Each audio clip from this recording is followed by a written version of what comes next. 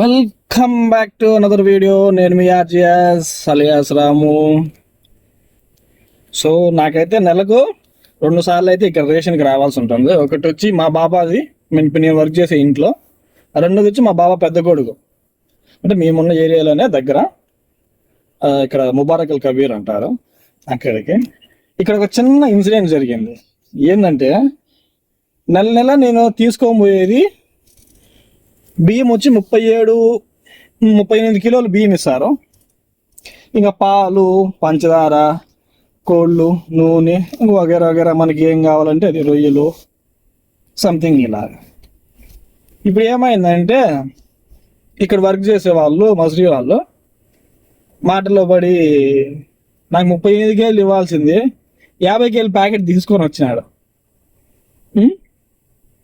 I mean of course ఇప్పుడు నేను వాళ్ళను మళ్ళీ పొయ్యి వాళ్ళకి చెప్పకుండా నేను తీసుకురావచ్చు.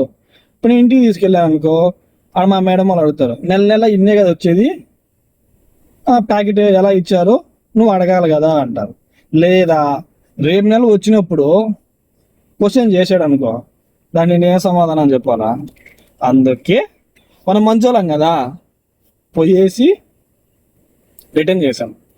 అరే నాకు రావాల్సింది 38 కేజీలురా, 50 కేజీలు కాదు అంటే, సారీ వేరే వాళ్ళకి ఇవ్వాల్సింది, మాటలో పడి కన్ఫ్యూజ్ అయ్యి ఇట్లా ఇలా తీసుకొచ్చాడు అని చేంజ్ చేసి ఇచ్చాను.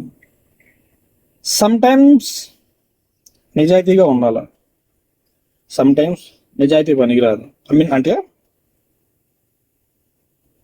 పాము దగ్గర పాములా ఉండాలా, సింహం దగ్గర సింహంలా ఉండాలి. పాము దగ్గర సింహంలా, సింహం దగ్గర పావులో ఉన్నాం అనుకో, జీవితం తిరగబడిపోతుంది.